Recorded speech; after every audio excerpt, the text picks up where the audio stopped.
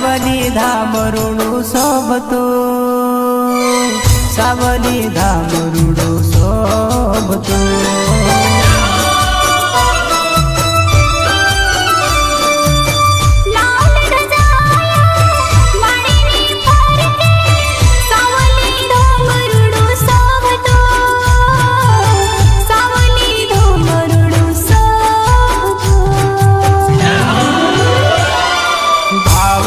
भुवाजी ने दर्शन दीधा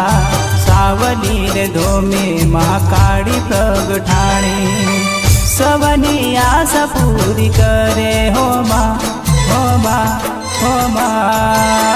महाकाળી माना मंदिर ये हो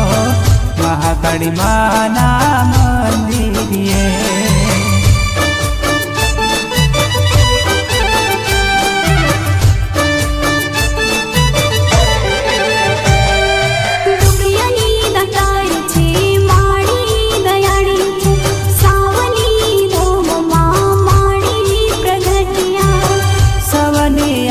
पूर करे हो माँ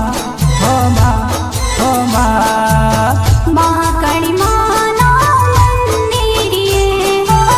महाकाળી माना मंदिर ये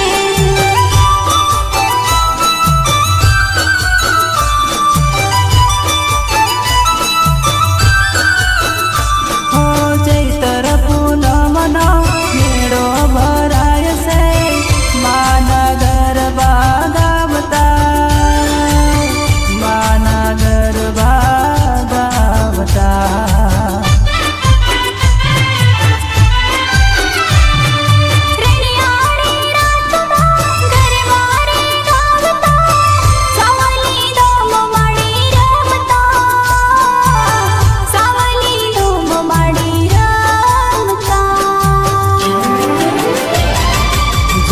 मोर बोले मातानु नाम बोले मीठा मोर बोले मातानु नाम बोले सावली धाम रूडू लागे हो माँ महाकाળી माना मंदिर ये हो महाकाળી माना मंदिर ये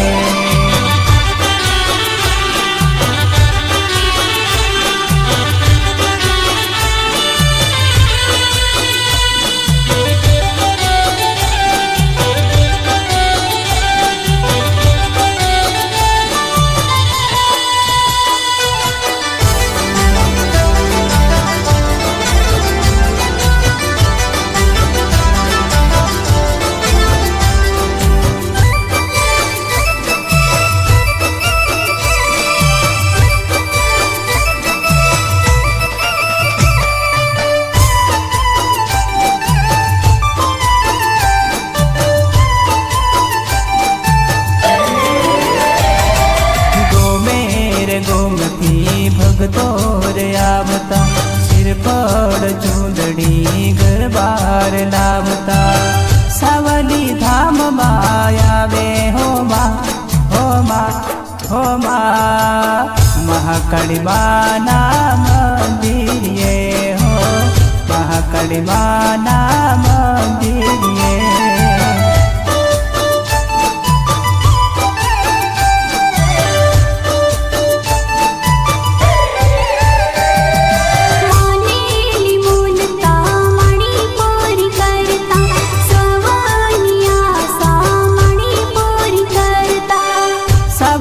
धाम मायावे हो माँ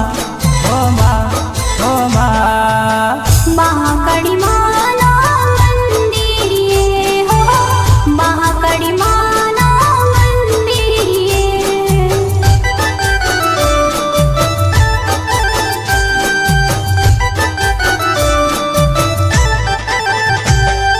दुखिया ना दुखड़ा मटाड़े महाकाળી माता सावली धाम माँ विराजता सावली धाम माँ विराजता